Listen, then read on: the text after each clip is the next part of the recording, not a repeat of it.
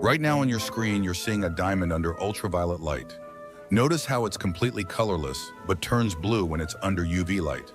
Now, could you actually use a flashlight like this to search for diamonds at night where you live? Well, the answer might surprise you, because even though finding diamonds in nature is not an easy task, there are a few lesser-known techniques that can greatly increase your chances. In every video here on the channel, we always talk about finding gemstones while exploring nature. And most of those adventures usually happen during the day, when sunlight helps reveal the natural sparkle of the stones. But what if I told you that some of the most valuable gems on the planet are actually much easier to find at night? It sounds strange at first, but it's in the darkness that certain gemstones reveal their true glow. That's because some minerals have a special property called fluorescence, which makes them shine brightly when exposed to ultraviolet light. And here's the best part. You don't need expensive equipment to see this effect. All you need is the right flashlight and a sharp eye to notice what most people completely overlook. In other words, while many believe gemstone hunting is something only professional prospectors can do, the truth is that anyone can start simply by observing their surroundings under a different kind of light. So after watching this video, you'll never look at the ground the same way again. Whether it's during the day, when the sunlight reflects off river stones, or at night when a mysterious glow reveals what only true gem hunters can recognize. Now imagine you're walking at night through nature, along a dirt road, in a campground, or on the edge of a dry creek bed, with nothing but a flashlight in your hand. You sweep the beam across the ground, and everything looks dull and lifeless, until a single grain in the middle of the gravel suddenly throws back a flash so intense it looks like a tiny LED blinking in the dust. Instinctively, you swing the light back, change the angle, tilt your head, and that same point explodes in sharp white flashes that appear and disappear as you move the beam. And what if that tiny grain isn't glass or metal or a random bottle shard, but a rough diamond people have been stepping on and ignoring for years without noticing it? A single good quality diamond can be worth more than a brand new car. In rarer cases, it can be worth more than an entire house. And in a few specific areas of the United States, your chances of finding a small diamond in the right spot are, in practice, much higher than winning the lottery. That's why many experienced prospectors prefer to look for diamonds at sunrise, late in the afternoon, or even at night. The way light enters and exits a diamond makes it stand out much more under the concentrated beam of a flashlight in the dark than under the harsh midday sun reflecting off everything at once. Once you understand that, nighttime stops being just a strange hour for a walk and becomes a real tool. So stay with me in this video because you're going to learn how to use the night and the contrast of adamantine luster to find diamonds. And as a bonus, you'll discover which soils and gravels in the United States actually make sense for this kind of approach. On top of that, I'll show you a few quick tests you can run right there in the field using only a flashlight, maybe a UV light, and which dangerous mistakes cause so many people to confuse quartz, glass, and junk with real diamonds. And at some point, I'm going to reveal a simple visual trick that very few hunters use. And it might be the difference between kicking a diamond off the trail or slipping a life-changing stone into your pocket. To see why searching for diamonds at night makes sense, you first need to understand what makes a diamond shine so different from an ordinary stone. In plain language, it comes down to two things: refractive index and dispersion. Diamond has a very high refractive index. That means when light enters it, it slows down and bends much more than it does in common minerals like quartz. The result is an extremely strong, sharp, almost aggressive shine that gemologists call adamantine luster. Instead of a soft, watery reflection like wet glass, a diamond throws back concentrated flashes, as if tiny mirrors were exploding with light. Dispersion is the second ingredient. Diamond splits white light into tiny colored sparks, those little rainbows you see clearly in cut stones. In rough diamonds, this effect is more subtle, but it doesn't disappear, and when you work with a single strong light source in a dark environment, contrast goes way up. In daylight, light comes from every direction. It's diffuse and reflects off leaves, sand grains, glass shards, metal, and water. Everything shines a little. At night, you control the whole game. The light basically comes from your flashlight beam. Only surfaces that can really grab that focused beam stand out. There's another detail that makes diamond perfect for this kind of search: its extreme hardness. While quartz crystals and other common minerals scratch easily, lose their polish, and quickly start to look dull, diamond keeps small, flat surfaces that stay very smooth and reflective, even after a long time being rolled around, transported, or stepped on. Those tiny faces act like micromirrors. Even if the crystal is dirty, stained, or partly covered in clay, one of those faces will still catch the beam and send back a concentrated flash that jumps out at you. On top of that, many diamonds hide a second personality that only appears under ultraviolet light. Some natural diamonds contain tiny defects in their crystal structure that react to UV by releasing visible light, a property called fluorescence. In practice, that means a stone that looks colorless, slightly yellow, or even a bit dirty under normal light can suddenly glow an intense electric blue when you hit it with a UV flashlight, almost like a tiny neon sign turning on inside the crystal. Not every diamond fluoresces, and not every blue glow is a diamond, but when strong blue fluorescence appears together with that hard, sharp adamantine sparkle in the right kind of gravel, your suspicion level shouldn't just go up a little, it should spike. That combination is what makes night so interesting. A material with adamantine luster, flat, hard faces, high dispersion, and sometimes a blue fluorescent glow on top of everything else set against a dark background. Instead of the whole ground twinkling at once, you notice just a few points that really explode with light. A single grain can stand out in the middle of a huge mix of sand, clay, gravel, and dull rock fragments. Before you grab a flashlight and start sweeping every back road you can find, you have to face one basic geological fact. Diamonds don't occur just anywhere. The best flashlight in the world won't help if the right rocks aren't under your boots. For people in the US, night hunting really only starts to make sense when you put two pieces together: regions with a history of diamonds and deep volcanic rocks, and secondary deposits like river and flood gravels that carry those diamonds away from their original host. Primary diamond sources are usually tied to kimberlite and lamproite pipes, deep volcanic rocks that bring material from the Earth's mantle to the surface. States like Arkansas, Colorado, Wyoming, and parts of Montana have historical records of these rocks containing diamonds. In many areas, erosion has already chewed up much of the original bodies, broken them down, and released diamond crystals, which now end up mixed into red soils, surface gravels, or dark, highly altered rock fragments. Each of these areas has its own access rules. Public parks, like the famous Diamond Field in Arkansas, operate with strict opening hours. You're not walking in there at midnight with a flashlight. The goal here is not to encourage anyone to break laws or trespass, but to show that the same kinds of soils, gravels, and associated minerals you see in well-known spots can also show up on private land, along rural roads, in road cuts, gullies, and small drainages, as long as you have permission to be there. Instead of relying only on a region's reputation, you can use indicator minerals to sniff out the right ground. Tiny dark red garnet grains, sometimes almost black, are often found concentrated in heavy gravels.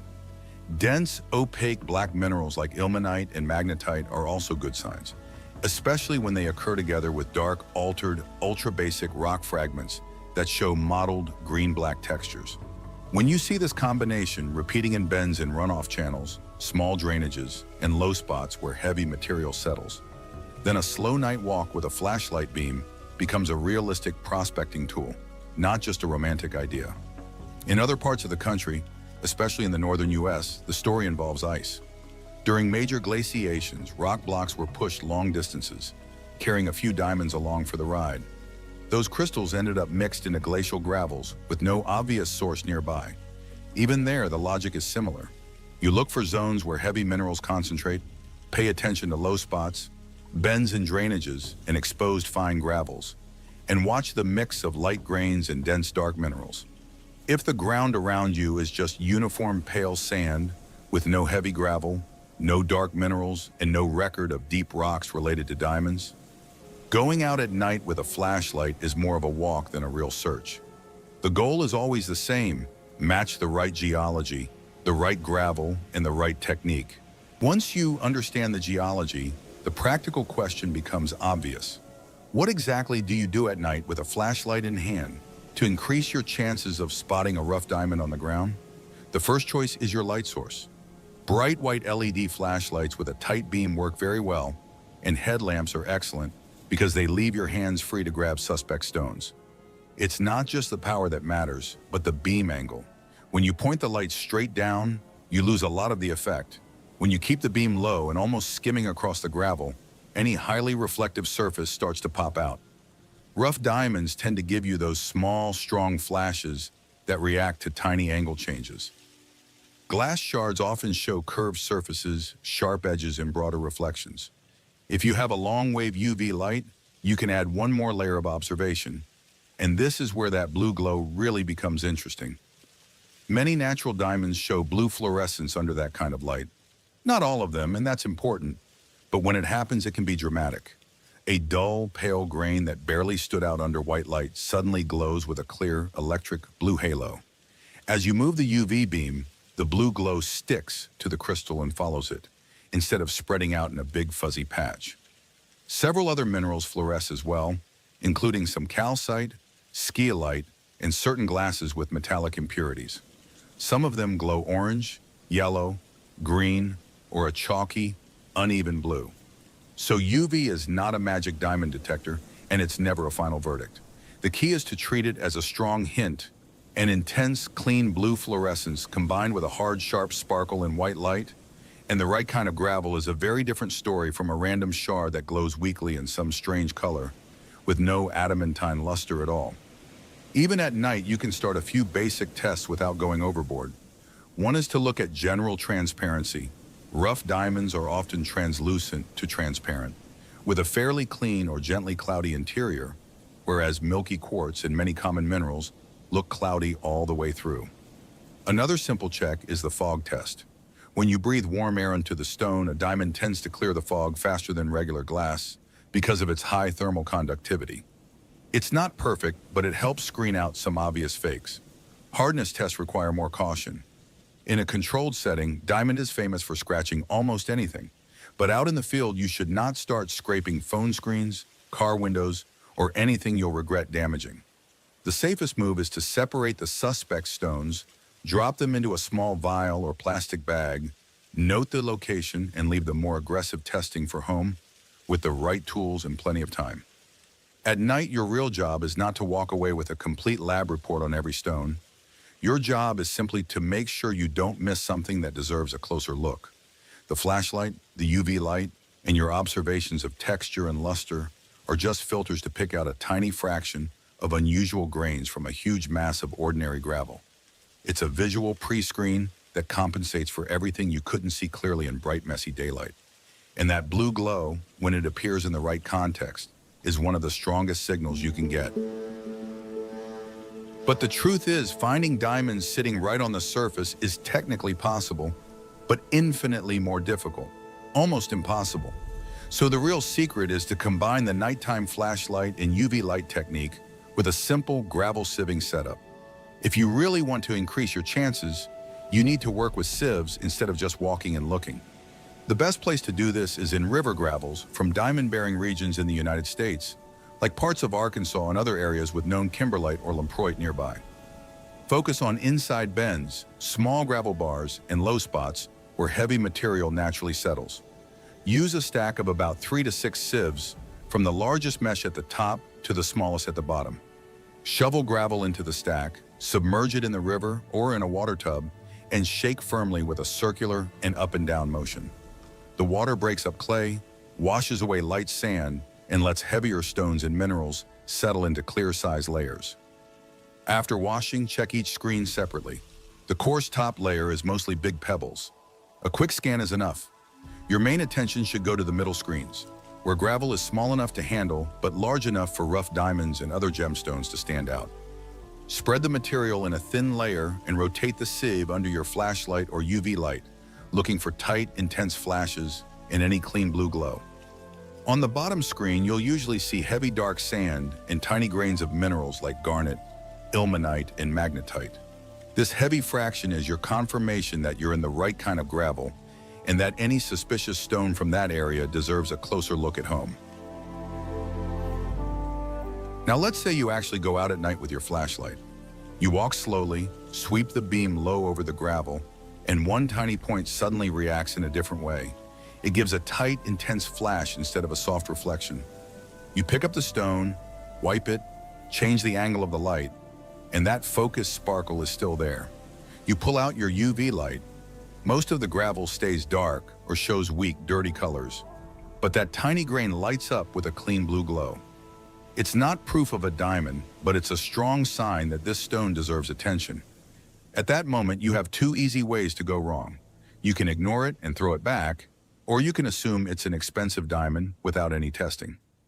Both are dangerous. One may cost you a valuable stone, the other can make you confuse quartz, glass, or metal scraps with something precious. So stick with me until the end, because if you're in the right place with the right kind of light, you might just discover valuable deposits in your own region. Gems like opals, rubies, and even diamonds that could completely change your financial future. The first gemstone you can find if you're in the right place is the ruby. That's right, this gemstone is one of the most valuable in the world, often even more coveted than diamonds themselves. And the reason is simple. A high-quality ruby with deep color and good transparency can be worth thousands of dollars per carat, and in some cases, even more than a diamond of the same size. In other words, if you ever come across a genuine ruby, you might be holding a small fortune in your hands.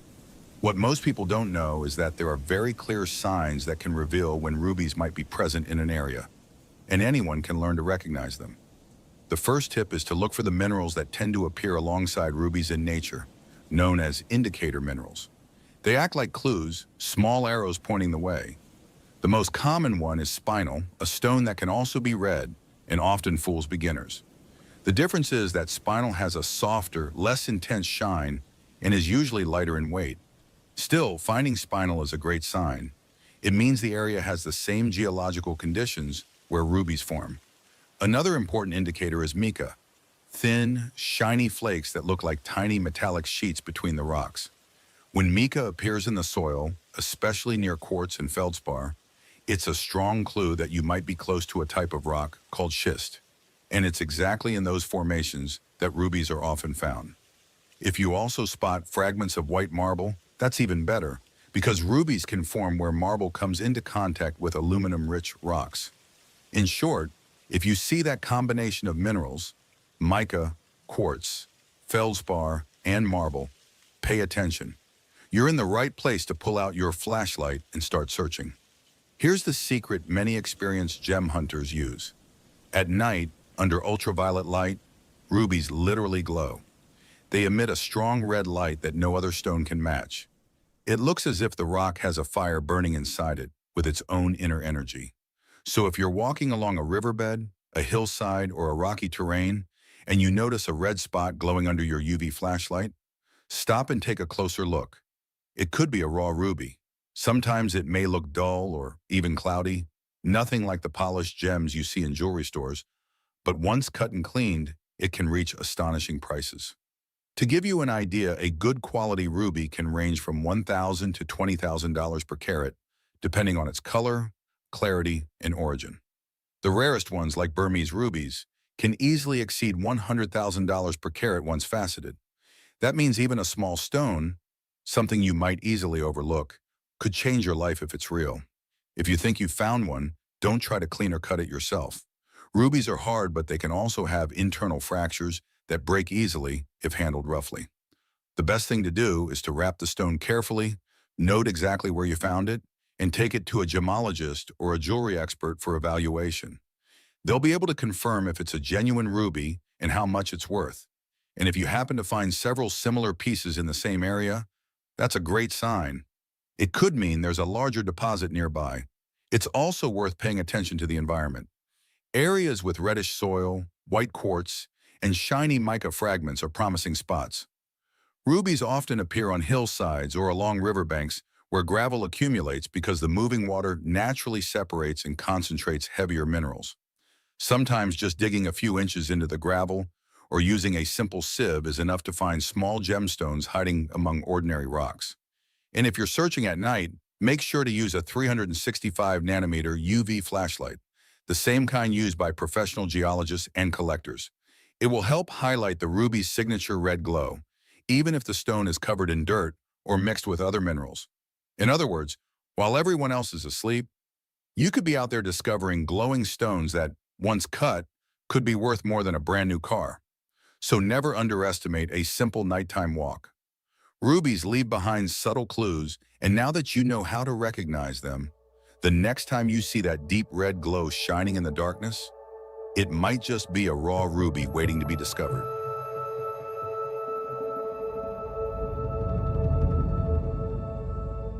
But let's say you don't have a UV flashlight, just the flashlight on your phone. Well, after the intense glow of rubies, there's a completely different kind of gemstone that's just as fascinating, the opal. And the most interesting thing about it is that, unlike rubies, you don't need ultraviolet light to find it. A regular flashlight is enough to reveal the natural spectacle hidden inside this gem. Opal is famous for a unique phenomenon called opalescence, a play of colors that seems to dance under the light, shifting between shades of blue, green, orange, and red depending on the angle and brightness.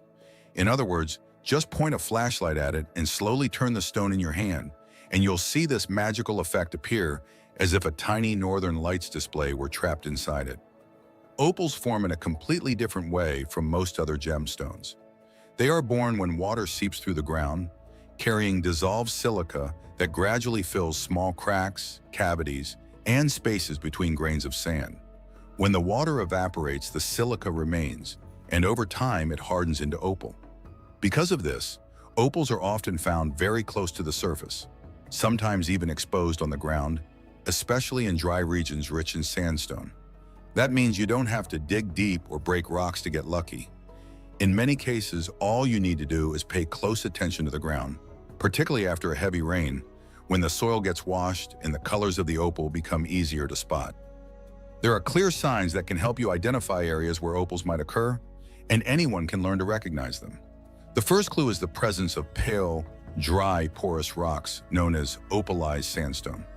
This type of rock is common in places that once had ancient volcanic activity, since the silica that forms opal often comes from decomposed volcanic material. Another strong sign is clay-rich soil that's cracked from heat, sometimes showing faint patches of color when you shine a light on it. In some areas, you might see dull fragments on the ground that look like pieces of milky glass, and that's exactly what rough opal often looks like before it's polished. So a good method is to walk slowly and observe the ground under a white flashlight, focusing on areas where the soil is dry and light-colored. Opal reflects light differently from other stones, almost as if it were blinking. Sometimes it's still attached to a piece of host rock, showing small windows of color that hint there's a bigger stone inside. The secret is to look from different angles, because opalescence only appears when the light hits the stone in just the right way.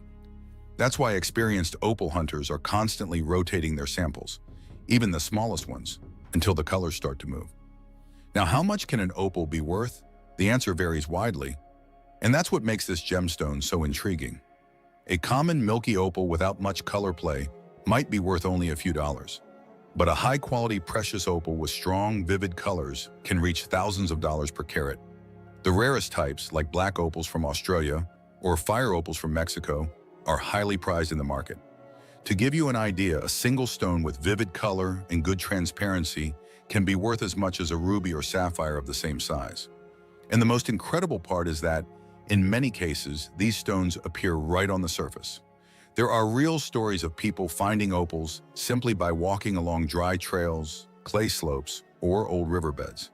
This happens because opals form in areas where underground water once flowed, and over time, erosion brings those silica-rich layers closer to the surface. In other words, while most people imagine you need to dig deep to find them, the real secret is in noticing the small details of the terrain. Another tip is to watch for minerals that tend to occur near opal deposits. Feldspar, quartz, and hematite are common companions, and their presence usually indicates a silica-rich environment, exactly the kind of condition where opals form.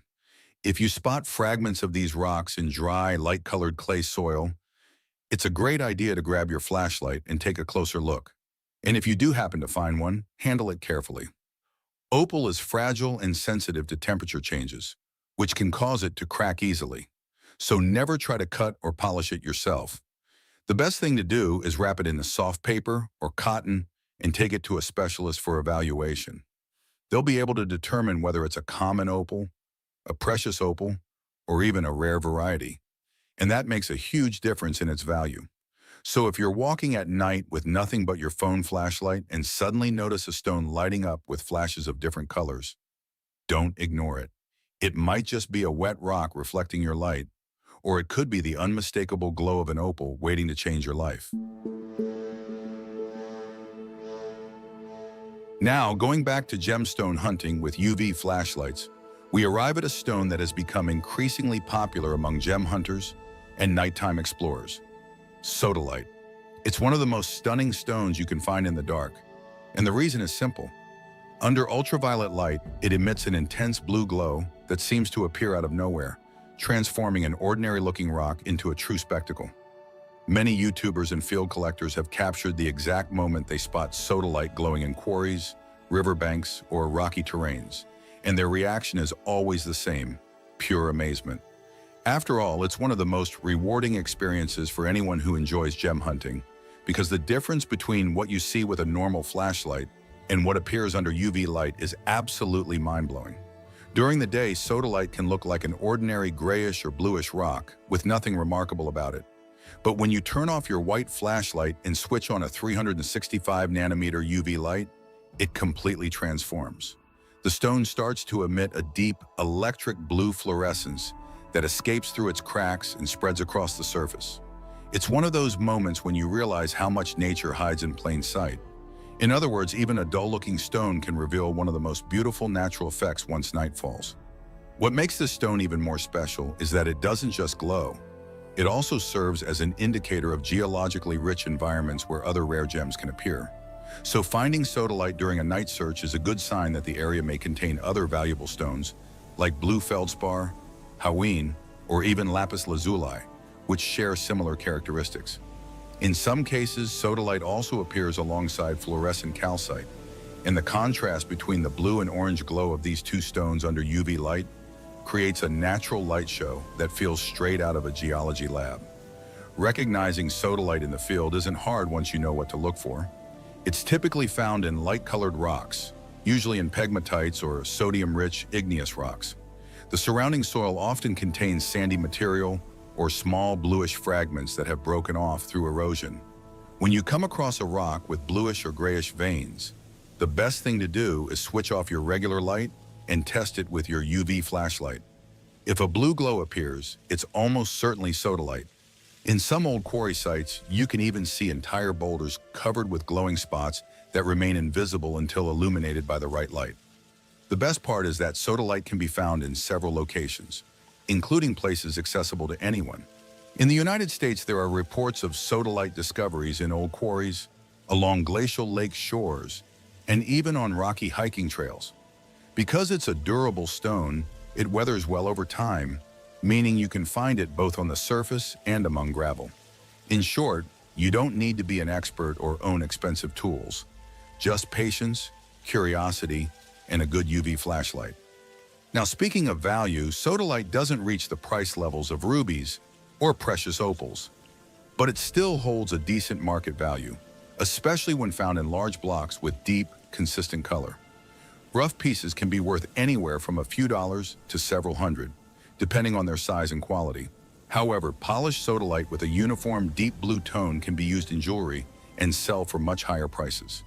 Collectors also pay a premium for specimens with strong fluorescence, so stones that glow brightly under UV light tend to sell quickly. Still, the true value of sodalite goes far beyond money.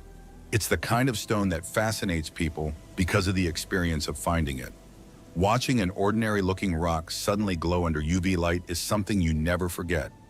That's why so many explorers say sodalite is one of the best stones for beginners getting into UV gem hunting, because the reward is instant. You don't need much practice or technical knowledge to recognize it. Once that blue glow appears, there's no mistaking it. A good tip is to look for sodalite in areas known for alkaline rocks, such as pegmatites or granite intrusions. Places where white feldspar fragments mix with darker rocks are also promising. And if you're exploring an old quarry, pay attention to the walls and broken rock faces. Sodalite often appears inside fractures and veins. At night, all you have to do is turn off your white light, switch on your UV beam, and slowly scan the area. That bright blue glow will stand out even from several feet away. Here's another interesting fact. There's a rare variety called hackmanite that's even more surprising. It changes color when exposed to sunlight and then fades back to its original tone in the dark. This phenomenon, known as tenebrescence, means that some sodalites don't just fluoresce, they actually react to light itself. In other words, it's one of the most interactive stones out there, perfect for anyone who loves watching natural light effects in action. So if you're looking to dive into the world of fluorescent gemstones, sodalite is one of the best places to start. Easy to identify, affordable, and visually stunning. It proves that beauty doesn't always hide in rarity or price. Sometimes it's hidden in the glow of a simple blue stone waiting to shine under the right light. As impressive as all these gemstones are, what most people don't know, and this might surprise you, is that a small fraction of natural diamonds in their raw form also emit fluorescence under ultraviolet light. And the most common type of glow is blue, a soft tone that seems to come from deep within the stone, like a faint mist of light. There are rarer cases where diamonds glow yellow, orange, or even green, but those are true exceptions. Blue fluorescence is by far the most frequent, and it's what many gem hunters and collectors look for when they explore the ground at night with their UV flashlights. It's a subtle detail, but once you see it, you never forget it. This fluorescence happens because of tiny natural impurities in the diamond's atomic structure. Slight variations that make it react to UV light and emit that bluish glow. In other words, not every diamond will shine, but when it does, it's a fascinating and unmistakable sight. During the day, a rough diamond might look like a dull, cloudy pebble, translucent, whitish, and even slightly greasy to the touch. But at night, under UV light, that faint blue glow gives away its true nature. It's one of the most beautiful and mysterious ways to witness nature's perfection. The signs that an area might contain diamonds are very different from those of other gemstones, and those who learn to recognize them greatly increase their chances of success. The first step is to understand where diamonds come from. They form deep in the Earth's mantle and are brought to the surface by a type of volcanic rock called kimberlite, the true birthplace of diamonds.